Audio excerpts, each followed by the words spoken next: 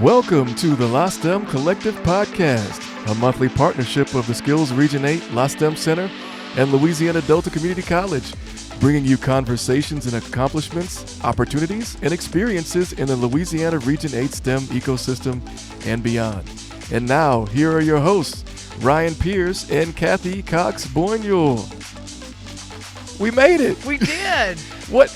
Is this the second time? It is. And I'm excited. As I said earlier, I mean, we came back for a second helping, which is good stuff. Unbelievable. I'm so happy to be here. I'm Ryan Pierce, your co-host, and the woman who sits across from me is the glue that holds the SCILS Region 8 LaSTEM Center together. Her name is Cathi Cox-Boniol, if I can pronounce all that. You know, it's cold outside. I'm going to say that's why I'm not talking. I was thinking properly. It is crisp. I was trying to think of a really positive way to put it. It's crisp, but it's awesome. Well, we're so happy to be here again. This is our second one, the month of November, if we're going to date it, November 2022. And I know that you have been traveling and doing and talking to people, and I just can't wait to hear all about the things that you've seen, heard, and maybe even accomplished this time. Last time you had some accomplishments. This time you might have some as well. And then going forward as to, well, what is to come? It seems like our region is just full of opportunity, and this is the best way I feel like for all of our partners to hear about it. So go ahead. Tell us what's going on these days in our Region 8 STEM ecosystem. Okay, so I'm going to start, Ryan, just with a little caveat, because we're in November. We're fast approaching Thanksgiving, and I come this morning with a thankful heart because we have been able to accomplish so much. Had an email from somebody this morning. I just pushed out our latest newsletter, and an email back from the Department of Education saying, so excited when I get these. They absolutely put a smile on my face. Love seeing what y'all are doing. You know, that's just like fuel to the fire for somebody to say, love what you're doing. Just keep it up. And, you know, when I did the newsletter this time, we typically do like 4 pages. I had so much stuff from the last month. I had to add a page. I mean, that's exciting stuff.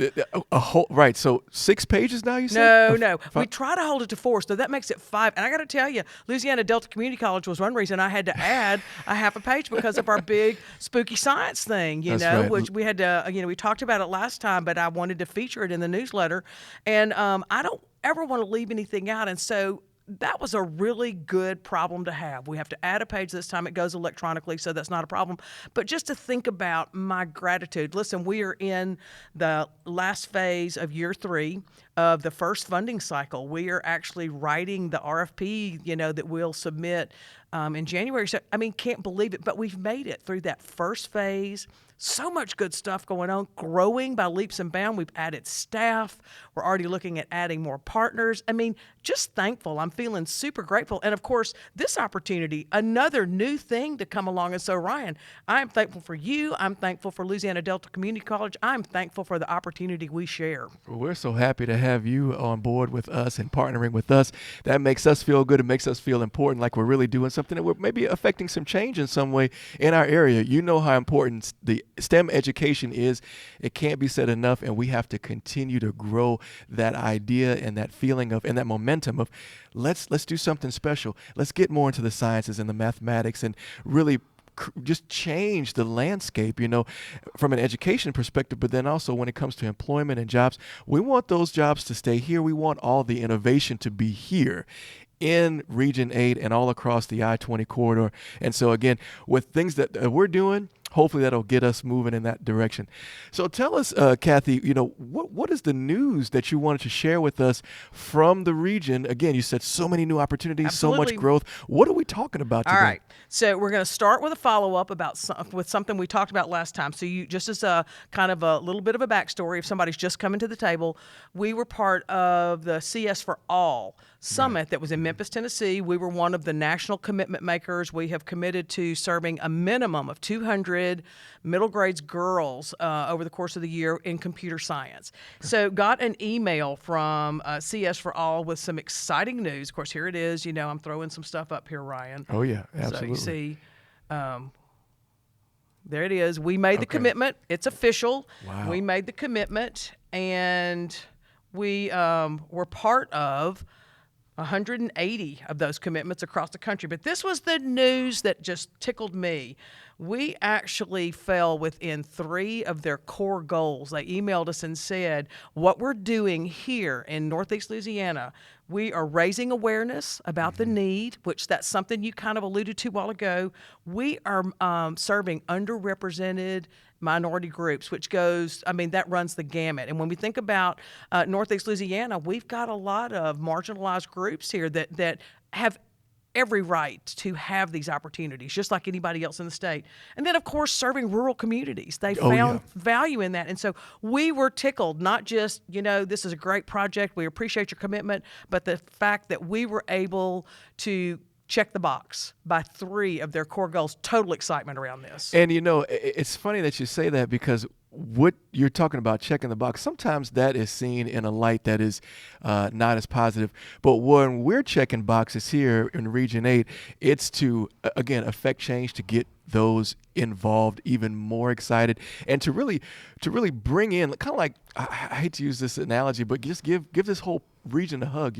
It's okay. We're gonna take you and we're gonna bring you to a better place. Just stick with us and get tied in, get tapped in to all the opportunity that's out there, and listen to the podcast, right? That's it. And then you'll know what we've done and what's coming, and you're gonna want to get on this train and just keep riding it, because the momentum's incredible. Well, and that's and we're gonna be looking at some pictures of our latest cohort. This is Ruston Junior High School that came, and so as you look at this, we're seeing another set of girls, a big group of girls that came, and they were challenged. And we want people to be part of the conversation, to understand why. CS for All said this is important because y'all are not just addressing these, you're raising awareness, bringing the conversation to the masses. And I got to tell you, you have not lived until you've seen these young girls inspired, invigorated. Thinking hard, working together, and they inevitably, look at the smile on that one. They're working hard. They are trying to code a new program, figure out what's going on, but the joy that's there. Look at that intent. How do we do this? And the persistence.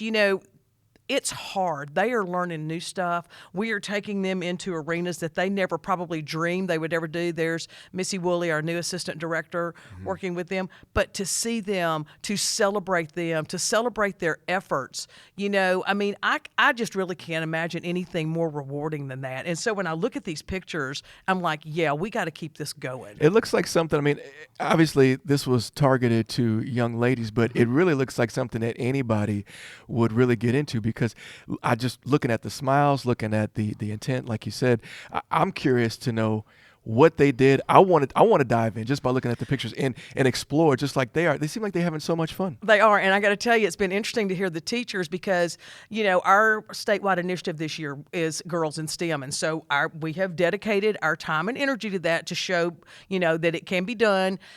But the teachers are like, when can we get our young men in this? When can we get our boys? Because they see such value in it. And while we do want to address the needs of girls, there's Dr. Lisa Dick, who is helping with this facilitation. Amazing. We know that in the next year, it's going to be exciting to bring guys to the table and just, to see them and what they do. And these are the kind of opportunities that we love. K-12 is a big deal. Here they are. They broke out of the system and everything. And to see that, celebrate that, that's hard for them. And they tell you, this is one of the hardest things we've ever done, but then they don't stop. And that's a life skill. We want our kids doing this. I was going to say that, sometimes the best growth happens when you're, as I was talking to someone else recently, when you're frustrated, when you don't know which way to turn. You have to really dig deep. You have to have the fortitude to just figure it out, and it's not always going to be handed to you. We're very much a society that's all about convenience. How do we get those conveniences? Probably because somebody in STEM figured out a cool way to do something, and now we can relax and not work as hard. But again, but in order to get there, again, you have to have those minds that are sharp and that are sharpened continuously through these types of programs that you were just showing us just a minute ago. Yeah, and I want the girls to realize they're capable of this. And I think that's part of our job. Because if we want them to ultimately have these jobs, these important jobs, these high-paying jobs where they can have a really good future, we want them to see themselves as capable of it and not say, oh, I couldn't do that. They may choose to do something else, but I want them to have that option. I want them to feel like I've got tools in my toolkit. I feel empowered. I am equipped, and I'm going to be able to make an informed decision about my life. And that's why every single thing we do, we offer a career success component to it. We want to expose them to it. I mean, that's going to be even bigger as we move into next year. And in fact, I haven't really told y'all this yet, but we plan for Louisiana Delta Community College to be a big part of that. Well, we appreciate that, the opportunity, and we thank you. And we're looking forward to more opportunity to put LDCC out front and center and showcase what we have to offer. So, again, thank you so much for including us. You know, having a toolkit, I feel like is so important. And I know we're preaching to each other, preaching to the choir. Whenever opportunity comes around, it's always nice to feel prepared for that opportunity. And again, programming like what you're showing us, what you've shown us already and what you will show us is going to do just that. So that it's no longer just like, oh, I had a chance, but I wasn't quite ready. Now, these students are getting the skills they need on the front end, not only technical skills, life skills, career skills. Right. They're getting all the skills they need so that when the opportunity arises, they're ready to take advantage of it, and then they can pursue bigger and better things going forward. I'm really glad you brought that up, because when we do these institutes, yes, we want them to learn coding. Yes, we want them to understand cybersecurity and be able to, solve those puzzles and the cryptography that goes with it. And we want them to feel comfortable with the computer science and the programming and all this. That's important. But almost more important to me is that toolkit of I can sit and communicate with somebody. I'm able to get in a team and collaborate. Like I said a while ago, the girls, the persistence. Listen, when they get down to the wire, we give them 1 hour to do the breakout box. And I'm telling you, it is a struggle. And we celebrate. They get frustrated because some are going to get out. Listen, we all learn in different ways and at different paces, and it's going to take some longer to get out than others. But you know what? We celebrate them just as hard if they are the last group to get out with 2 minutes left to go as we did the first group to get out, because that's okay. We want them to understand staying with it, staying the course, hanging in there is every bit as important as, being able to get out first. And so that persistence, ability to solve problems, we want them to be problem finders. Our world needs those problem finders. That's an interesting thought, because sometimes people are like, well, wait a minute, you're seeing all these problems, you're seeing all these issues. We don't want to talk to you right now because you're making it more complicated. But you're saying the opposite. You're saying, no, you need to find the problems, because therefore, if you find them, then that gives you the opportunity to solve them. That's exactly right. And then we can be better off because of that. That's right. Yeah. Before they get bigger. And I think there's power in a young person saying, I see something that needs addressing. I have ideas about how we can do that, and then bringing that to the table and working on that, and so we give those opportunities for them to do that. And part of that is for them to get comfortable with the idea that their solution may not work. It may not be, and that's okay, because we're failing forward. We are learning as we do that. And so this all goes back to that toolkit situation and wanting to make sure they have what they need in their toolkit so that they will be successful. And so technical as well as those life skills, it's all part of this. Keep taking us around the horn. What else do we have to share from this month? Okay, so you heard me talking about cybersecurity. Missy and I went over with our dean to cyber.org, to the Cyber Innovation Center, and we're part of a big announcement over there. They have got what they call a cyber range that they are opening now. They give the analogy where that's, you see me and Missy there, where we always like to document and prove that we've been somewhere, but we're so happy to be a part of this. That's right. This is one of our advisory board members. That's Chuck Gardner. He is demonstrating it. They explained it like a chemistry lab for cyber. So you go into it, and it's hands-on, it's real-time, it's engaging, interactive. You actually are involved in the hack when it happens, and you see what goes on behind the scenes, and then you've got to figure out what's going on, and it really brings to life the reality of why cybersecurity is so important. You're not just reading about it. So, I mean, you are engaged in this hack or this breach or this whatever's going on. It's very, very The exciting. alarms are sounding. Things are happening. So they take you through the layers. I mean, you're right there. You see all the code, what's going on, how something's in there, what it's doing, how it's taking it apart. I mean, this just takes things to a whole other level. So I look at our girls in middle school, and here they are. They're learning those fundamentals. They're getting comfortable with it, and here they go. And then if we give them opportunity to go into a cyber range where they take their skills and then actually see how they work. This is the application part of it.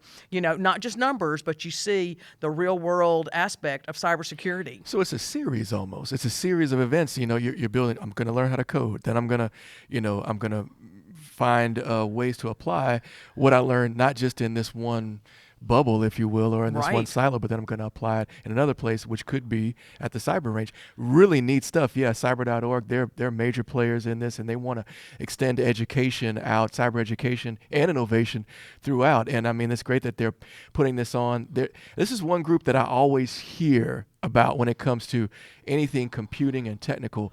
They're always kind of top of mind.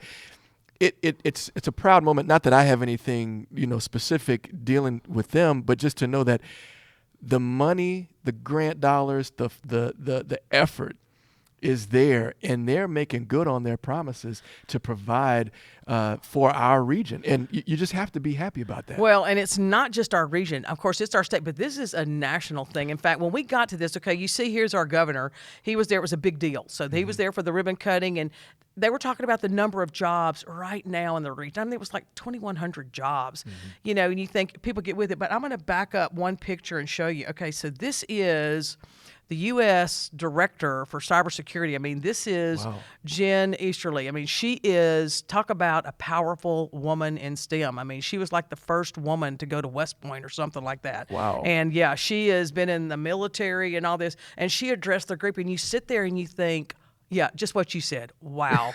And there she is down there in Bossier City celebrating this. And she said right now in the United States, there are 700,000 jobs waiting for someone to go through this training pipeline and get out there and take them. And we're not talking about minor paying jobs. We're talking about really good. 700,000 jobs? Yeah, how many zeros is that? 700,000. That's today. And as they said, this is only something that's going to grow, Ryan. I mean, this is the world that's going to continue to move with us because we are in a digital era. And so the cybersecurity part is huge. So to be in the presence of that and just think, oh, wow, we have a tiny little part in this with what we're doing. I mean, that was powerful to me, but it was also, it kind of just was like, you need to be doing more. Well, that's exactly what I was thinking. I was thinking, okay, we have a part, and we have a tiny part right now, but it could be so much bigger. And I know for sure, I just recently talked to Chris Rondo over at Bossier Parish Community College, Paul Spivey, and that group, and they're doing their best to increase the numbers, and I know they're educating those students over there at Bossier Parish Community College in the cyber realm, and I'm proud to be a part of the system, Louisiana Community and Technical College system, that's again trying to take a bigger slice of the pie, trying to provide more than what, nobody's expecting Louisiana to produce the latest and greatest, but yet here we are in the northwest part of the state, especially. There's a lot of concentration there.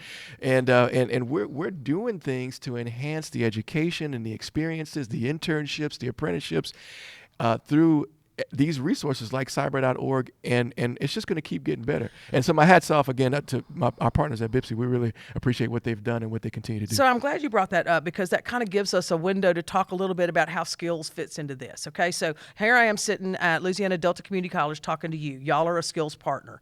And you just brought up Bossier Parish Community College, not in Region 8, but still one of our partners along the I-20 corridor because we all coalesce around these issues that are affecting us in North Louisiana. So how does the Region 8 LaSTEM Center fit into this? Okay, so let's talk first about Louisiana Delta Community College. Through our partnership, we're able to fund outreach activities, Y'all had a big emphasis around forensics, and so we were able to provide funding for some of that. Amazing. Let's flip the coin and go over to Bossier Parish Community College. They use skills funding. They provide scholarships for underrepresented populations, much like what we talked about with CS for All. They scholarship them into programs at the community college that get these girls, these young ladies, into a program that allows them to go out and get a high-wage job. And so we have a small part in making a difference, not only in that program, but in the people who are going through it, which in turn impacts the economy in our area. The same thing over here. We're hoping to get, to be the flag bearer for forensics up here. We are training that future workforce with these efforts. SCILS loves the opportunity to play that role with our partners, because that's where, when we all kind of band together and move it forward, that's how we can really make a big difference. Absolutely. I couldn't agree more. And it's just great. It's always, a wise person once said, hey, it's good to have good ideas. It's good to be really excellent at things that you do. But if there are other players that you can join forces with, that would make what you're doing even that much powerful and that much greater and that much stronger. And so you talking about what SCILS is all about and how it can fund all these initiatives. It doesn't matter what region you're in. It doesn't matter, the geographic location. All that matters is that you have the capacity and the willingness to produce and to make our area, our I-20 corridor, better, because of it. And I love the fact that we allow our partners to play to their strengths. That there's not a recipe that's a cookie cutter that says, okay, we expect Louisiana Delta Community College to be doing the same thing as Bossier Parish Community College. You're in two different geographic regions. We have different needs. I mean, the Shreveport-Bossier area is completely different from the Delta region. And so I love that you play to your strengths.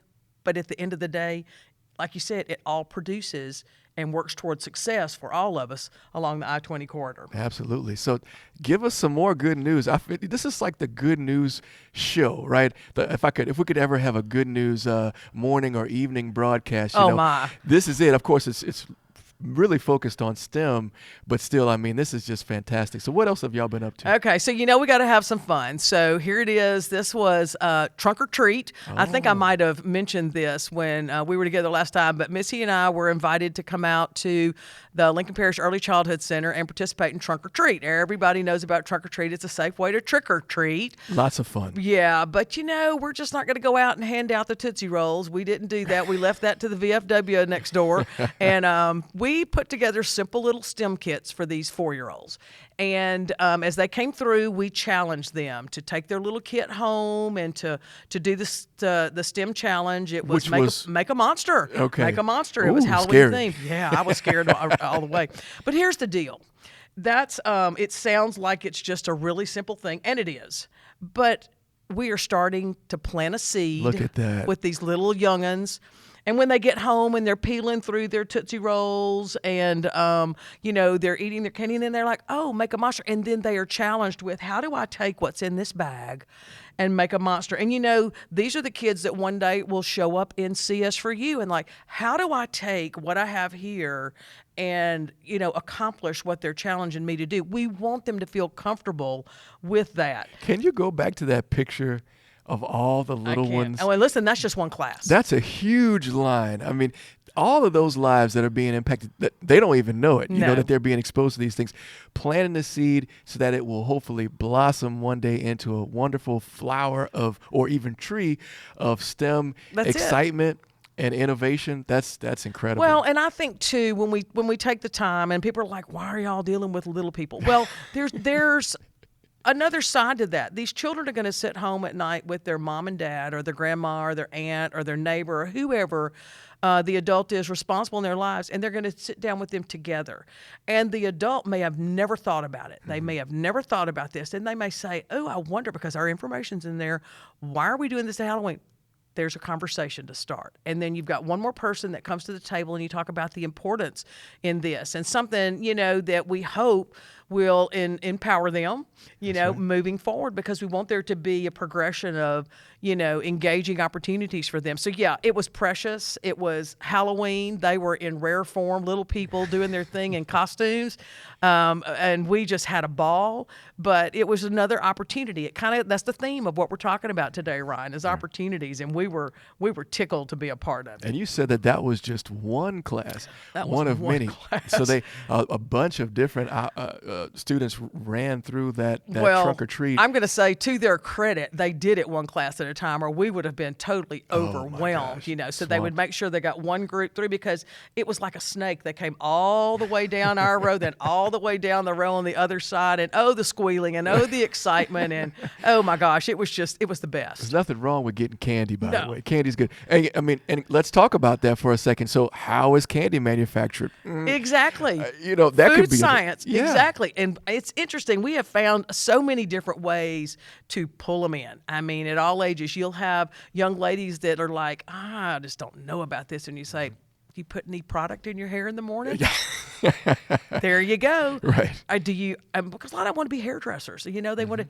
You're doing chemistry all Absolutely. day long. And they're like, really? Cosmetics? Really? And so if that opens the door, I'm all about it. You never know. Can't deny it. Wow. No. Well, that's incredible. What else? Is there any? Oh, yeah.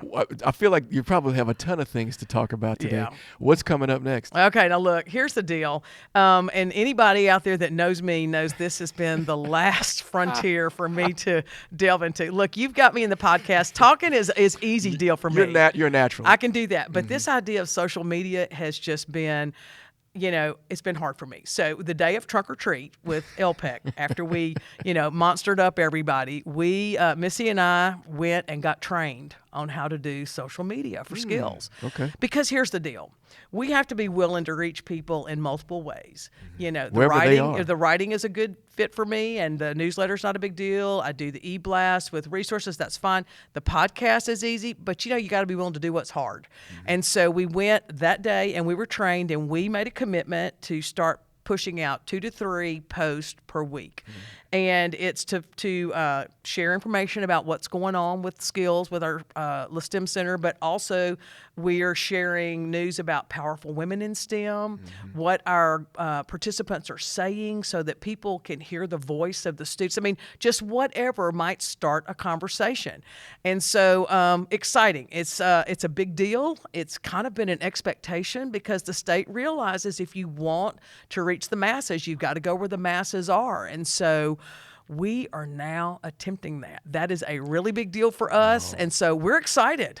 That sounds pretty incredible. I like the idea of, how this has come together. We started off with simple emails and Zoom phone calls.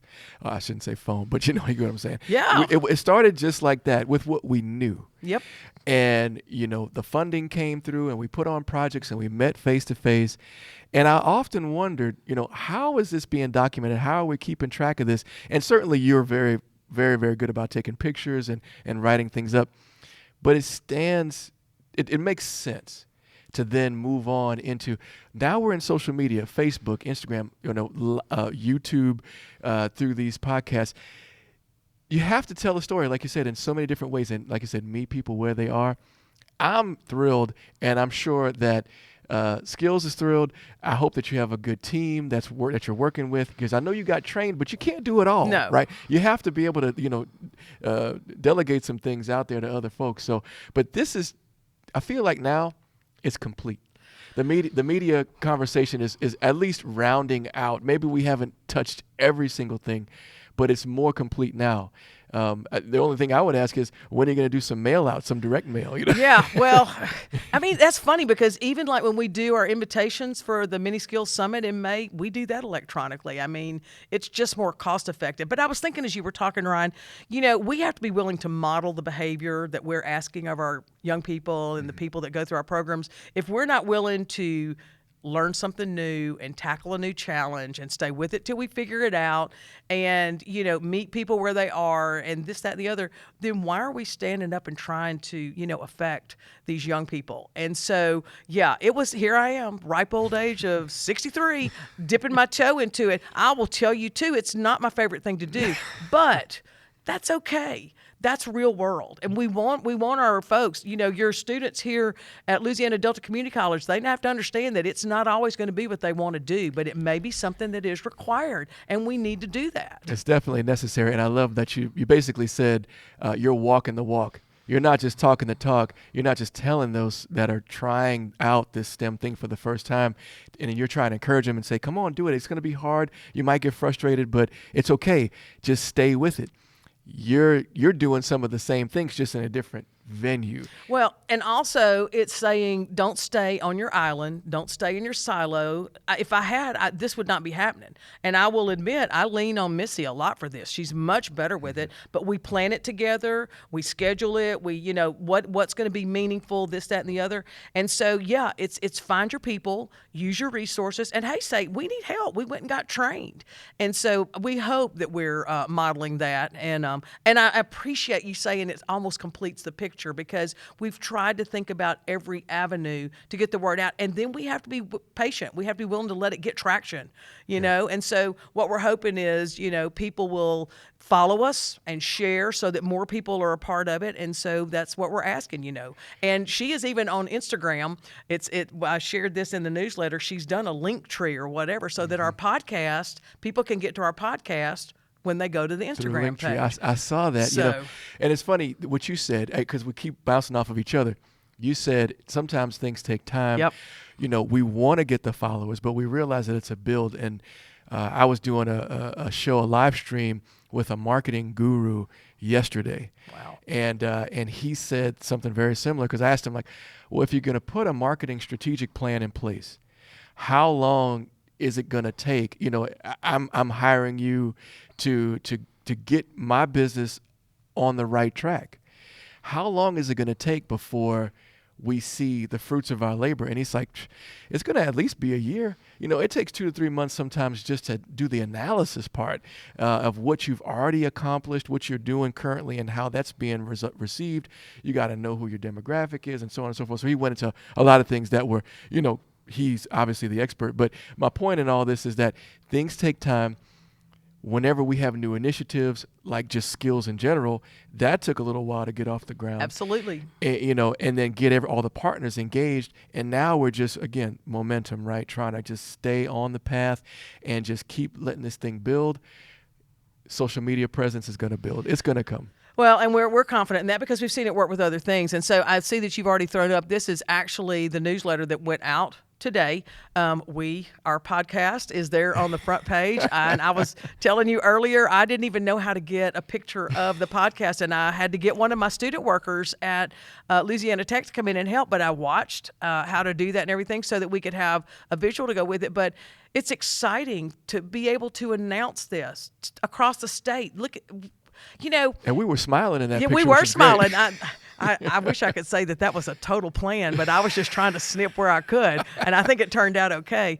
But, just letting people know that, look, we are going at this in every possible way we can imagine, and we hope that I'm always confident that people will see things and go, oh, wow, I never thought about that. Maybe I can do something like it. And so we hope to serve as a model, a place to start, because goodness knows we've looked at other things with how to get it going and everything. And so to let people know that it's doable. Lord, they say Cathi Cox is doing it. Well, we sure can do it then. Hey, the I is for innovative, right? Innovative Louisiana stakeholders. And so that's what we're trying to be. We're trying to live up to that title. And I like what you said. Imitation is the highest form of flattery. And so it's not going to hurt our feelings if you come with your own podcast sometime soon, because, hey, that's just going to make this whole initiative across the state, because this is undoubtedly LaSTEM statewide initiative. It's going to make everything better. Well, and Ryan, look at this. We're doing this podcast. There is no way I could do this at Tech. I don't have this set up. I wouldn't even know where to begin. But here's where the value of partnership comes in. Outside of the fact that I just like you, I mean, you're my friend, but having you Thank as you. a partner is a big deal. And so, you're, again, play into your strengths. This is your strength. We were playing this podcast for somebody, and they were listening to you, and they're like, man, he's good. And I'm like, yeah, he's good. This is his wheelhouse. This is what he does. And It's a lot of fun. And it is fun. And so to model for people that you find those resources, you engage those partners, that's what this is all about. Don't stay on your island. Don't smother in your silo. Get out there and let someone help you move the conversation forward. Absolutely. Speaking of moving the conversation forward, I'm reading this graphic. Kick off the new year with the Region 8 LaSTEM Center and the Lincoln Parish Library. Presentation of Engineer the World, Girls Design for Good. And that's on January 7th. We're talking about next year. We are. We had hoped to do this in the fall, but fall just became too much. There's a lot going on in the fall. It was. And so here, again, another life lesson. Sometimes you step back and punt. Okay. And so we have already gone to plan B, but the part of the reason I wanted to share this was not just so people know, hey, get this on your radar, because it's free and it's going to be fun. And we're doing this in partnership with the library. I think when people think about partners, they're thinking, okay, do I need to go to some chemist? Do I need to have an engineer? Our children's programming at the library, we partnered with them. She sits on our advisory board, and I'm like, Marcy, I think it would be a great idea if we offered a workshop at the library. And I have to always be aware of the fact that not everybody's comfortable. Adults coming on a university campus, they may have never gone to college. They are just a little intimidated by the idea of being there. You need to go to a place that's neutral, where people feel comfortable, where they feel like they are on a level playing field. They have real access. The library is that place. It's our community gathering spot. Absolutely. So she was thrilled. This is actually going to be something that we do in partnership with Vista at Louisiana Tech, which is this amazing program that marries the biological science with art. And it's medical illustrations and biology illustrations for textbooks. It's just phenomenal. So if you have a passion for art, but you also love STEM, well, we've got something that you can do and put them together. So they produce these books. And so one of the books is Worrisome Waters. So this is going to be for girls, because it is Girls Design for Good. We will eventually get some things for boys, but everybody just has to hang on while we get our girls in STEM deal done. That's right. But we've put together some kits the girls get to take home. They get a copy of the book. They get the materials to do the lab activity that's in the book. But we're going to take them through some other experiences at the library, all dealing with access to clean water. It's one of the grand challenges for our world, equitable access for clean water. Can't say enough about, again, SCILS Region 8 LaSTEM Center, really housed at Louisiana Tech. And yet, here we go again with more discussion about partnerships. Hey, library in Lincoln Parish, right next door, basically. Let's have an event here. Let's allow ourselves to reach another demographic, a different audience. Maybe, because they have a big out drive past it all the time. That those electronic signs right by the library, and that's one of the signage that's going to be up there. It's going to say, hey, come join us January 7th, 2023 for this experience. Brought to you by Region 8 LaSTEM Center. I mean, incredible things. And lots of opportunity. I'm waiting for the day when there's only one of you, but I'm waiting for other libraries to see this, hear about it. And again, the fact that you said it's a neutral setting, sort of a neutral ground, let's have programming in those spaces too. And I think that would be a boon to any of those types of learning environments, a library we consider learning or quiet environment, study environment. It's going to be a boon to all of those, because everybody's looking for more people to walk through the door and to experience what those areas have to offer. And libraries especially, I think, are underutilized, but so precious of a resource in our area. So that's part of our goal with this. We're hoping that people will see this and other libraries will say, oh, wow, and we would be willing, in Region 8, we would be willing to go and say, let us come do this workshop for you. because people think, oh, well, we can't do something because we don't have a lab, or we can't do that. Listen, Marcy said, okay, would y'all be willing to just test out a new space in the library? You know what our response was? Yeah, absolutely. We will show you how you can make it work. So she walked us to it, and we're like, oh yeah, we can make this happen. No problem. We want to think outside the box. We want our communities to think outside the box. Don't have a library where you've got a space. Do you have a church that has a fellowship hall? You know, I mean, there are a number of what, got a VFW hall, you know, anything like that. Where can people go together? And that's the whole point. We're just trying to model that. And so we're giving that a whirl, looking forward to it. Doing the workshop because it's just fun. All the stuff about water, just there's engineering design and all kind of stuff, but then putting these kits in again, take it home. You sit down with your mom, you read the book, you work on this together. I just love the idea of that, you know, STEM in the home, and I just, you know, it's exciting. SCILS Region 8 LaSTEM Center coming to your parish, coming to your city very, very soon. Keep your eyes open. Wow. Well, Cathi, you know, it has been a fantastic and phenomenal episode again. I don't want to cut it off before I allow you to say a few more words of advice or wisdom, or give us something else that might be coming down the pipe. I was going to say, don't put me on the spot about any wisdom now. I was just thinking I'm enjoying a Wow Wednesday. You know, I want to circle back around, Ryan, to I'm just feeling a real sense of gratitude. I really am. I feel like we're in a really good place in time right now with this emphasis in our state, the fact that we have this LaSTEM Center at Louisiana Tech, not for tech, but for our region, and that we have more partners coming to the table and a broader emphasis. I mean, I cannot imagine anything better. And so my heart is full. I'm grateful. There are some things simmering. I obviously cannot announce them yet, but when I come next time, I know, but Elvis, they always said, always leave them wanting more. That's kind of the mindset here. That's if right. we could be the Elvis of LaSTEM, we're going to always leave them wanting more. Wow. I think on that note, we're going to wrap this episode up. This is episode number 2. I think we might be on a roll. Let's keep it going. Let's do another one. All right. For Cathi Cox-Boniol, my name is Ryan Pierce. Thank you so much for being a part of this episode. And we want you to be on this showcase. So if you have something that's STEM related that you want to share with us, please drop us a line. Region 8 LaSTEM Center at gmail.com. Region 8 LaSTEM at gmail.com. Okay, yeah. That's right. Either way it goes, you know how to find us. You'll follow us on social media. Please be a part of this conversation. Come to the studio and take part. We want the entire region to be a part of this wonderful initiative that we have going on. Thank you, Cathi. Thank you, Ryan. And we'll see you at the next one. Awesome. Thanks, y'all.